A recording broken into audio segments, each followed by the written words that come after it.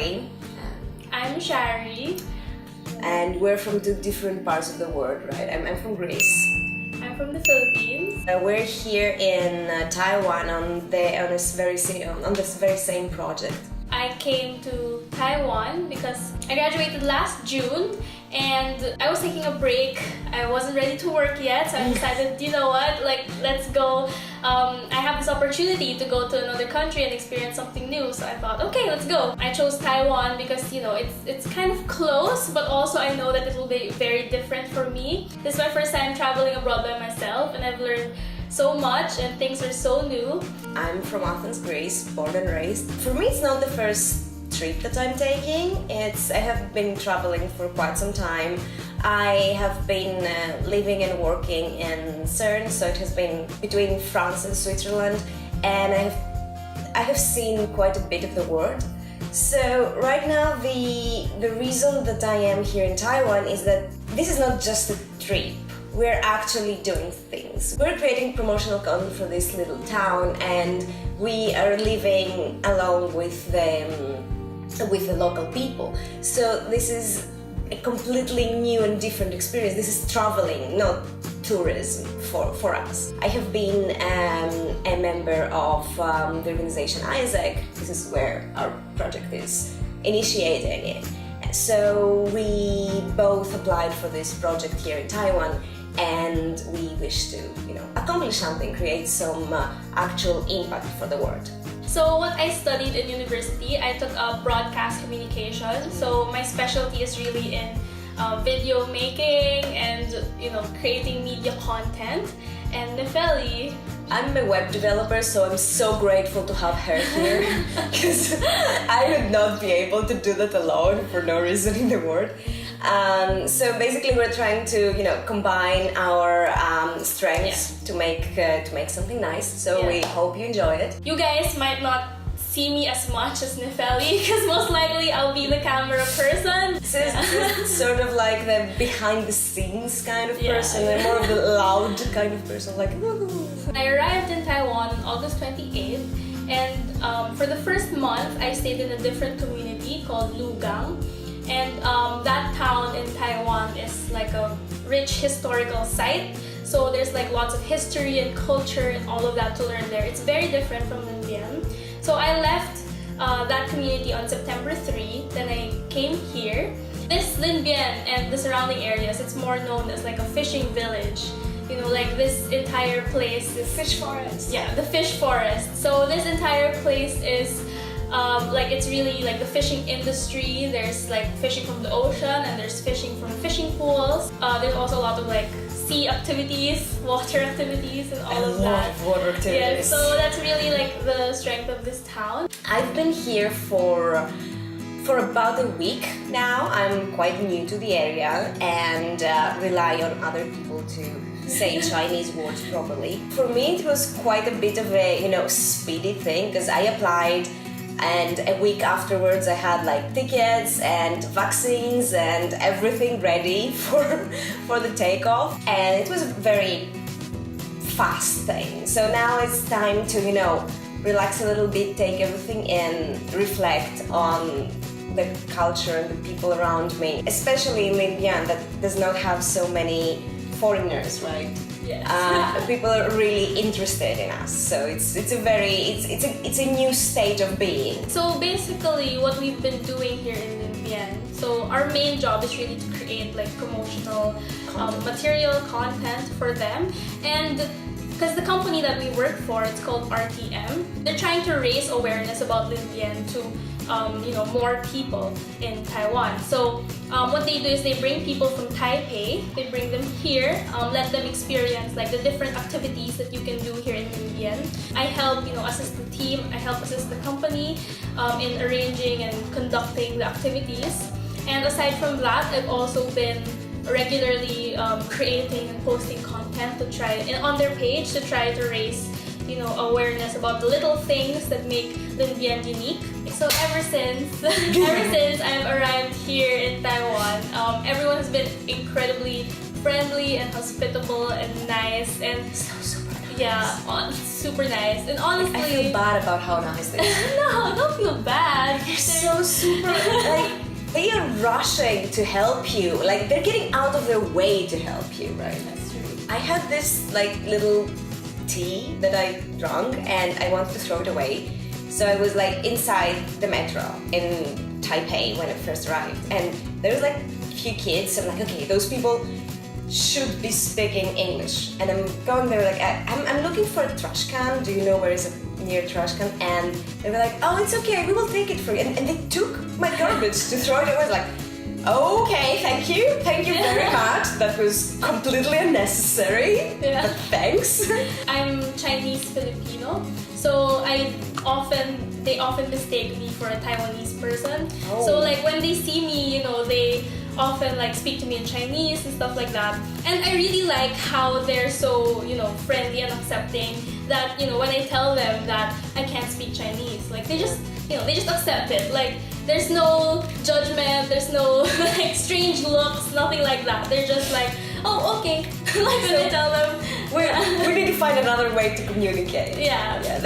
That's one thing I really loved as well. Like people just, I mean, I obviously don't look like I can speak Chinese, and it's something people accept from the get-go. They go, okay, we need to find a way to communicate. And it's usually body language, or they even sometimes try to teach you Chinese. That's very common. Like the lady at the breakfast stall that was trying to tell me how 12 is, and she was going, shi-a? Shi-a? And she was like, oh, okay, so what does that mean? I thought, like, is it 20? But then, you know, you pay and you get the change. And like, then you realize. Okay, that's 12. Thank you. For me, there wasn't really a lot of culture shocks because, you know, Taiwan and the Philippines are very close to each other. You know, I'm also from from the East Asian part, Southeast Asia part of the world. So it isn't drastically different. There are like differences here and there that have surprised me. It's about food. So most of the time, like I really love the food, and I'm kind of used to Chinese food as well. But in the Philippines, like gravy and chicken, like gravy is a really big thing. Like gravy is huge. Like if you're gonna eat chicken, like it's almost mandatory that there's gravy. But here they don't have gravy at all. At all? You know. Oh yeah, they always just fry things or boil them. And they don't know what gravy is. Really? Yeah. And I was so surprised. Like we ate at the chicken place. We ate at the chicken place, and I was like looking for the gravy, and they're like, "What's gravy?" Okay. And I was really surprised because in the Philippines, it's like, you know, so many people are obsessed with gravy. So that's just one tiny thing. I would say that my culture shocks, except of the kindness and the acceptance and this kind of like friendliness that people have a lot. I would say it's also food, but in so many different ways than just gravy. Like everything is a shock for me. Most of the time when I see some foods that are very local, like the first culture shock is how cheap food is. Like good food. I'm not talking about just McDonald's. I'm talking about good food. There's this fish. There's an abundance of fish. I'm Mediterranean. I'm from Greece. We have a lot of fish, but the variety that is here is unbelievable. We went to the night market, and I couldn't recognize like half of the fish that was there. It's so much. Shampao, the person who is hosting us, is also cooking for us every day, so we always have something new and very local and very traditional or very different to try. Of course, there have been some things that they didn't really like for example, I mean, I haven't gotten used to some taste yet. Like the century egg is something that I'm not used to yet. Really, I mean, I will need some time for that.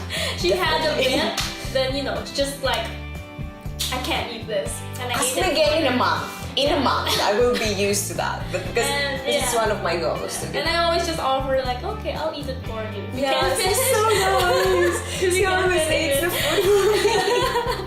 Like, this is my safety net. If I don't like something, Shari will finish it, so I don't look rude, because that's one thing, like, especially in the house, I feel quite rude if I don't finish my food. Another thing that I really liked about my stay is that they're helping me become more environmentally conscious. Really? Like you mentioned, because the system in the Philippines isn't that friendly yet with like recycling and all of those things. So I really like how during my stay here, like everyone, or like almost everyone that I meet, they really care. Like they bring their own, like they bring their own mess kits, they bring their own straw, like chopsticks and everything, and they care about recycling, like segregating trash properly. So it's really helping me learn and grow as well, and care, like be more conscious about my decisions, my actions. That's another culture shock, how cute Taiwan is. Like I'm so happy I'm around other people, so I cannot just go out and get all of the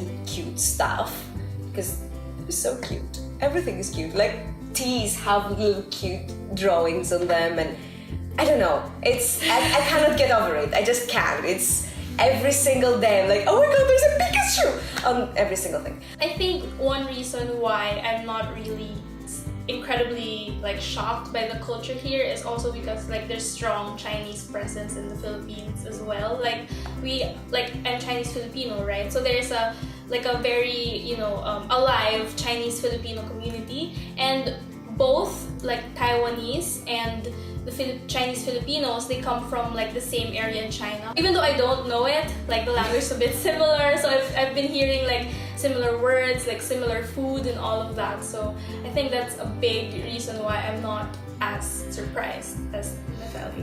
I think that the culture shocks we had here, at least for me, were more, overwhelmingly more positive than negative. Since I arrived, it has been intensive few days.